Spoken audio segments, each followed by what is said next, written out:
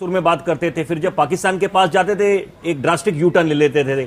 उसके बाद नतीजा ये होता था कि अमेरिका को हमेशा एक परसेप्शन था, परसीव करा जाता था कि वो पाकिस्तान जो है, पाकिस्तान के साथ ज्यादा उनके संबंध जो है ज्यादा घनिष्ठ हैं। चाहे व्यापार को ले ले, हमेशा आर्थिक मदद करी, और जिस तरह से पाकिस्तान को अगर सही मायने में किसी ने शय दी है चीन के अलावा तो वो अमेरिका हुआ करता था।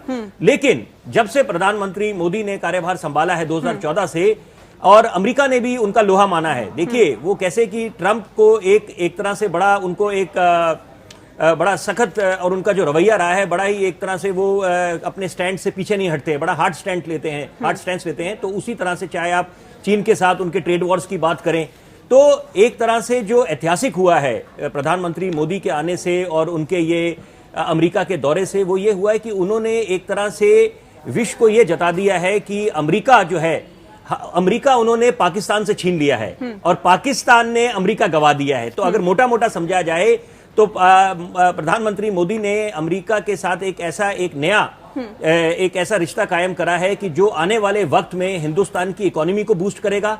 देखिए डोनाल्ड ट्रंप को भी हिंदुस्तान की जरूरत है, इसलिए वो 4 कदम चले हैं। अगर हिंदुस्तान प्रधानमंत्री 2 कदम चल के उनकी तरफ गए हैं तो 4 कदम उन्होंने भी चले हैं, और उस तरह से उनके वहां पर उनको चुनाव में जा रहे हैं। भारत के साथ अमेरिका के जो रिश्ते हैं एक और मजबूती की तरफ आगे बढ़े हैं, लेकिन ऐसा नहीं लगता कि पाकिस्तान को अमेरिका ने कोई पाठ पढ़ाया हो आतंकवाद को लेकर, क्योंकि न सिर्फ ईरान बल्कि अफगानिस्तान पर भी अमेरिका को पाकिस्तान की जरूरत है।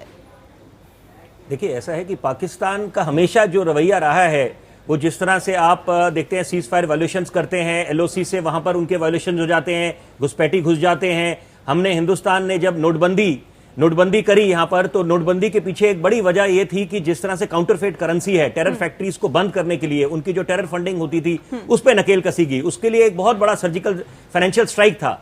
और इसी तरह से आप देखेंगे कि अब जो है चीन, उनका हमेशा चीन एक तरह से प्रॉक्सी खेलता है, प्रॉक्सी पीछे से। हिंदुस्तान का असली मायने में अगर कोई दुश्मन है तो वो चीन है।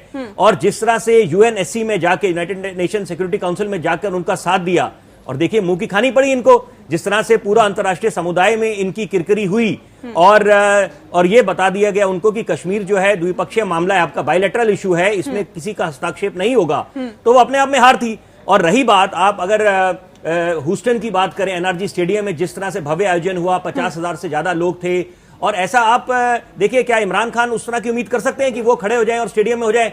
जब कहाँ है, कहने को वो बड़े अच्छे गेंदबाज थे, पाकिस्तान के कप्तान रह चुके हैं, क्या वो उस तरह से क्राउड पुल कर सकेंगे?